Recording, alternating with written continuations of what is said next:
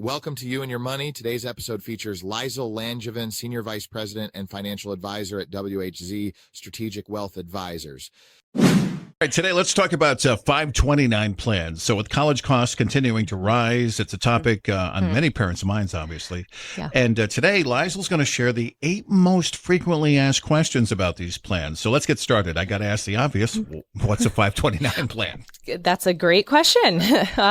No, but it has to do with college savings. And so May 29th is National 529 Awareness Day, and that's to give awareness about these really great tax advantage savings plans, and it helps to pay for your future college costs. And so we'll get to some other examples of how you could use them to benefit your child for education.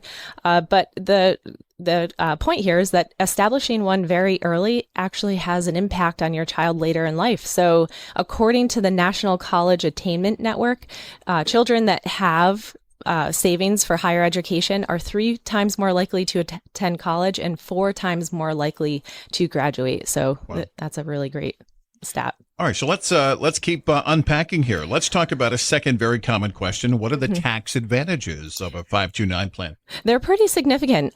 Contributions are not federally tax deductible. So like if you save in a retirement plan, you get to deduct that from your income. You cannot do that from a 529 plan at the federal level. However, the earnings do grow tax-free. And withdrawals for qualified education expenses, and we'll get to that later, are not taxed either. Also, some states like Connecticut, Massachusetts, and Rhode Island, your favorite, are among some of these states that do offer a tax deduction for 529 contributions. So instead of getting that federal deduction, you do get a state deduction. And those that live in Connecticut, for single filers, it's up to $5,000 of your income could be, and then $10,000 for married filing jointly. All right. So very nice to hear that Connecticut's tax deduction is very generous. All right. So when it comes time to withdraw money from the account, we want to take it out. What kinds of expenses are considered qualified for tax-free withdrawal?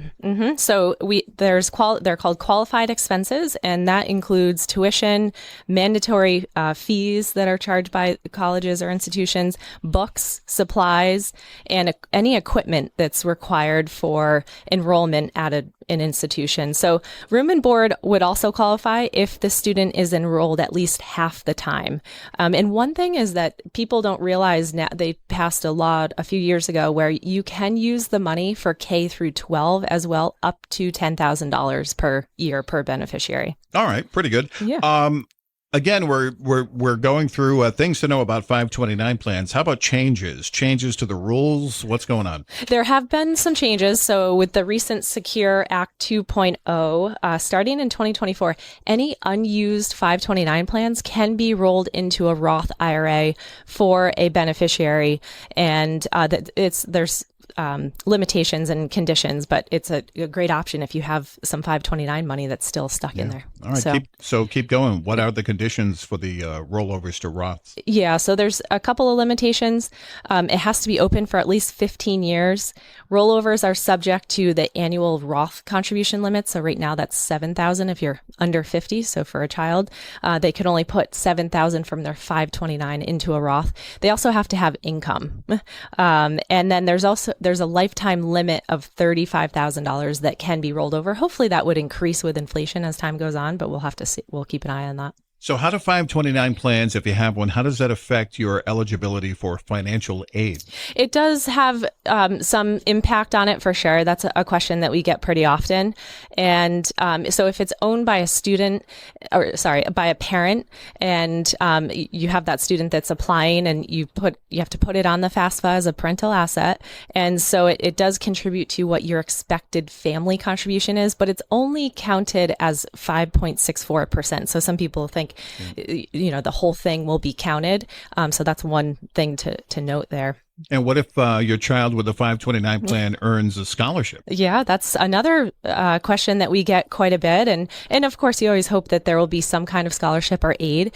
And what you can do is you can pull out the amount of the scholarship and without any 10% penalties. So that's a positive, because if they get a full scholarship, you might have all this money in a 529 and either you could keep it or give it to another family member. What if you're going to study abroad? Can 529 plans be used for colleges outside the U.S.? They can, and for many foreign institutions now, you would want to look into this though, because there's a database on the Federal Student Aid website where you can check if a specific foreign school will count.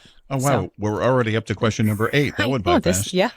Can you change the beneficiary? Like, I don't know if I like this kid that much. I'm going to give it to the other kid. No, I'm just. Yeah. Well, I mean, you never know. Can you change the beneficiary? These things happen. And, but you can change the beneficiary. So in the example of the scholarship, you could, if one child gets a scholarship and your next child does not, you could change the 529 funds to be directed to that second child. And, but it has to be a qualifying family member. So this can be siblings, first cousins, parents, and even if you want to pursue future education. So it gives you a lot of great flexibility there. The fees, expenses, and features of 529 plans can vary from state to state. 529 plans involve investment risk, including the possible loss of funds. There is no guarantee that an education funding goal will be met. In order to be federally tax-free, earnings must be used to pay for qualified education expenses. The earnings portion of a non-qualified withdrawal will be subject to ordinary income tax at the recipient's marginal rate and subject to a 10% penalty.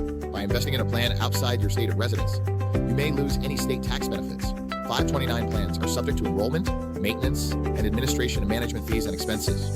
For more information regarding wealth management and customized financial planning with WHZ Strategic Wealth Advisors, please visit WHZwealth.com. WHZ Strategic Wealth Advisors offer securities and advisory services through Commonwealth Financial Network, member FINRA SIPC, a registered investment advisor. Fixed insurance products and services offered through CES Insurance Agency.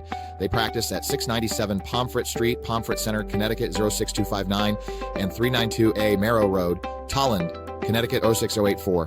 They can be reached at 860-928-2341. WHZ Strategic Wealth Advisors do not provide legal or tax advice. The tenured financial services team strives to support clients in achieving their financial life goals while providing absolute confidence and unwavering partnership for life.